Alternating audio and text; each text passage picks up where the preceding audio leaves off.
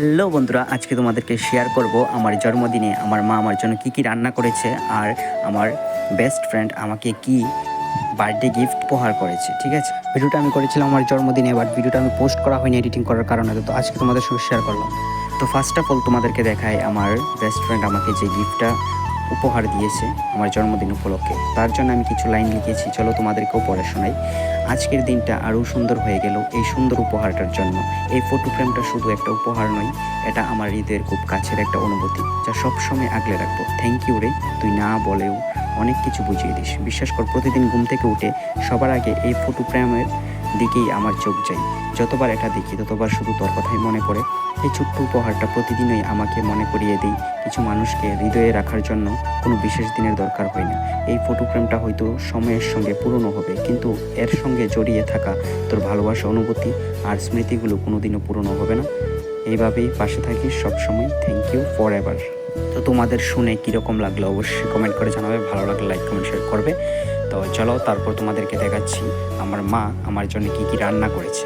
Finally অক্ষণে আয়া পড়লাম ভাত খাইতাম। তো আজকে মা কি রান্না করছে? অনেক কিছু রান্না করছে। আচ্ছা, তো অনেক কিছু রান্না করছে বন্ধুরা। তো আজকে আমার জন্মদিন উপলক্ষে মা কি রান্না করছে চলো তোমরা দেখাইতেছি আজকের আইটেম। ঠিক আছে, তো আজকে মা কি রান্না করছে তোমরা এক এক করে সবগুলির নাম কইব। ঠিক আছে মা, তো বলো আজকে কি রান্না করলা?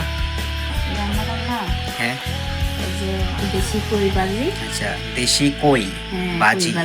আচ্ছা, বেগুন ভাজি, বেগুন ভাজি, কারকল ভাজি, কারকল ভাজি।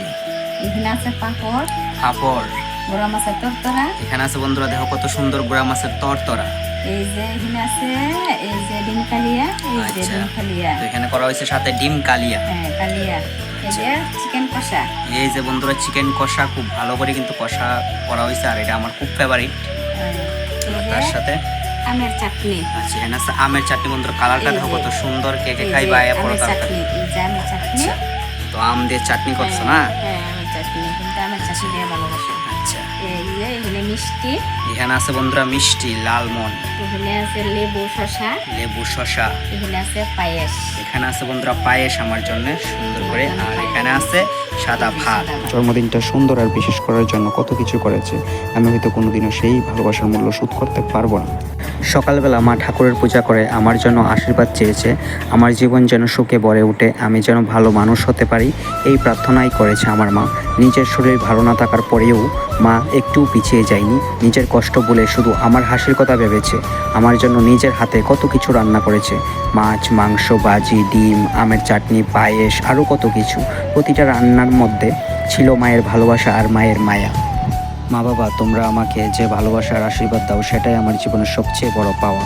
মা, তোমার কষ্ট আমি সবসময় বুঝতে পারি না, কিন্তু আজকের দিনটা আমাকে আবার মনে করিয়ে দিল আমার জন্য তোমাদের ভালোবাসাটা কতটা গভীর।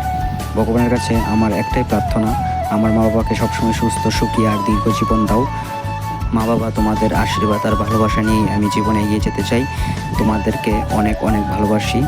ধন্যবাদ মা বাবা, আমার জন্মদিনটাকে এত সুন্দর আর স্মরণীয় করে দেওয়ার জন্য।